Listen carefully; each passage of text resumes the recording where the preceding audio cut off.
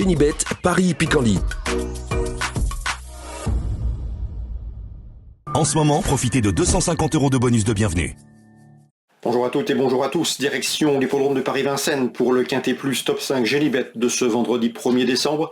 Une épreuve qui rassemble des trotteurs de 6 ans. Nous évoquerons donc cette compétition dans la première partie de l'émission et dans la deuxième, je vous transmettrai mes coups de cœur pour cette même réunion de Vincennes et j'aurai également des informations à vous indiquer concernant la réunion 2 sur l'hippodrome de Chartres puisque j'ai pu m'entretenir avec plusieurs professionnels y participants.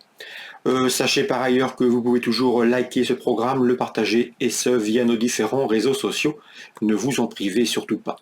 Donc concernant ce Quintet Plus Top 5 Génibet du vendredi 1er décembre, le prix Mélusina, j'aime beaucoup le numéro 4 Bocadamo, un cheval qui s'est fait remarquer le 17 novembre sur ce tracé où le cheval a très bien conclu pour se classer 5e du prix Misard. C'est un cheval qui a des références intéressantes à faire valoir sur les parcours de vitesse.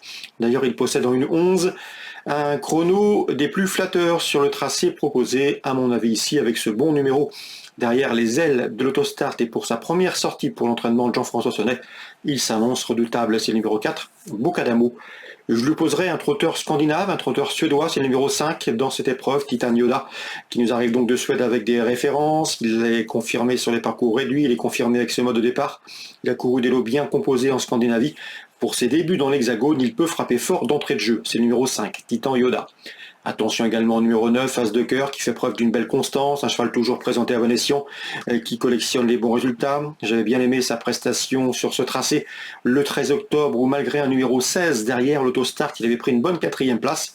S'il répète ses valeurs, il doit pouvoir faire l'arrivée.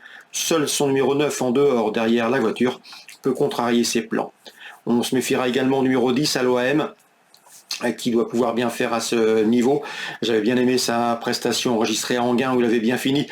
C'était à l'occasion d'une tentative au mois d'octobre. Pour ses débuts à Vincennes, on s'en méfiera. Attention également au numéro 8 Hooper des Chasses et au numéro 6 Hello Paname qui viennent de former le couplet gagnant d'une épreuve disputée le 11 novembre sur la piste de la Capelle. Ils sont en forme et doivent pouvoir bien faire, d'autant qu'ils ont l'avantage de partir en première ligne derrière l'autostart, certes un peu en dehors, mais c'est toutefois un avantage. Numéro 7 Hunt a signé 2 victoires lors de ses 3 derniers parcours, il est au mieux. Il est compétitif à ce niveau. Le seul bémol le concernant, c'est la distance. Il est beaucoup plus efficace sur les parcours de tenue. J'espère qu'il ne sera pas trop pris de vitesse sur ce tracé dès 2100 mètres. Attention également au numéro 1, Yves de Joby, qui peut se targuer d'avoir gagné ses 3 dernières sorties publiques. Cette fois-ci, le lot me semble plus relevé pour lui, mais sa forme actuelle peut lui permettre de confirmer, d'autant qu'il reste d'ailleurs sur un succès sur le tracé qui nous intéresse, donc on garde. En cas de non-partant, on se méfiera du numéro 12, Igor Derpey, qui peut se placer malgré une position initiale en 2e ligne derrière l'autostart. Le résumé chiffré sera donc le suivant. Pour ce prix Mélusina, le quintet de ce vendredi 1er décembre, 4, 5, 9 et 10, devant le 8, le 6, le 7 et le 1, on se retrouve pour les coups de cœur. En ce moment, profitez de 250 € de bonus de bienvenue. Voici désormais mes informations et conseils de jeu pour ce programme du vendredi 1er décembre. On va commencer par Vincennes qui accueille la réunion principale. Dans la première course du programme, Laurent David présente le 104 Indulgente. Souvenez-vous, nous l'avait recommandé à diverses reprises. La jument lui a donné raison puisqu'elle reste sur 3 succès. Une confirmation est ici attendue, tout en sachant que ce n'est pas une jument toujours très sage. Donc il faudra que ça se passe bien au départ pour confirmer sa série victorieuse. Je lui poserai toutefois le numéro 2, Infernal Well, qui vaut largement à l'autre ce genre, mais qui n'est pas toujours discipliné. Et le numéro 6, que j'aime bien, Idole LD, Nicolas Le Métayer, l'un des interviewés récemment, nous l'a recommandé. La jument monte en puissance, elle sera pieds nus, l'engagement est très favorable. Elle devrait donc répondre présente dans la première 2, 4 et 6 dans l'ordre du programme. Concernant Enzo Le Lièvre, il présente une jument estimée, c'est le 411 Jalna du Gers. Là aussi, il nous l'a déjà recommandé, elle lui a donné raison, puisqu'elle reste sur 2 places de 2e. Sa préparation s'est bien déroulée, elle sera pieds nus pour cet objectif. L'engagement est idéal, l'opposition est dans ses cordes à mon avis. Ce 411 Jalna du Gers va s'imposer. Je poserai toutefois le numéro 2 Jet Set qui monte en puissance. J'ai pu discuter également avec Nicolas Delamarre qui aura une partante, le 809 Jabala, qui a bien gagné dernièrement à Graignes, à l'attelé, où elle a eu un parcours à sa convenance, caché. C'est une jument qu'il est préférable de masquer l'effort, elle est restée au mieux. Et ici, pour son retour autre montée, eh bien, il convient de s'en méfier, car son entraîneur ne serait nullement surpris de la voir jouer les premiers rôles. À mon avis, elle partira à une cote intéressante. Clara Dersoir a déjà eu l'occasion de la piloter à l'entraînement, notamment chez Jean-Luc Dersoir. Donc le 809 Jabala, méfiant, c'est à mon avis un bel outsider.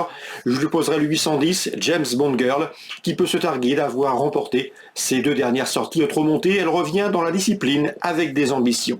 809, 810. Concernant Chartres en Réunion 2, dans la deuxième, le 211 Linares me semble en mesure de confirmer ses bons débuts enregistrés le 7 novembre sur cette piste. Une 2e place sur plus court, l'allongement de distance ne devrait pas la déranger. Elle sait démarrer vite, elle est assez pratique et à mon avis, elle doit pouvoir bien faire. On lui opposera le numéro 7, Leader d'MT, qui s'est également classé 2e à l'occasion de ses premiers pas publics, le 207, le 211. Souvenez-vous également, Franck Harel nous avait parlé en bien du 312 Cosmopolitan, qui avait bien gagné à Nantes au mois d'octobre. Depuis, elle a tenté l'aventure à Vincennes le 16 novembre. Elle n'a pas eu le meilleur des scénarios de course ce jour-là. Il faut la reprendre. J'avais senti une certaine estime de Franck Harel concernant ce 312 Cosmopolitan qui trouve ici une belle occasion de redorer son blason. Concernant la 8e, le 807 Ulster et le 810 Hardy Crown évolueront pieds nus et c'est un avantage non négligeable sur la piste de Chartres. À mon avis, il doit pouvoir bien faire dans ce lot. Ils seront donc pieds nus l'un et l'autre, confiés respectivement à Franck Ouvry et Johan Le Bourgeois. Ils devraient défendre chèrement leur chance au premier poteau et profiter de leur avantage initial, notamment face à Hold Up de Dijon, le bon cheval des 25 mètres. Donc 807 et 810, Ulster et Hardy Crown me semblent en mesure de jouer la victoire.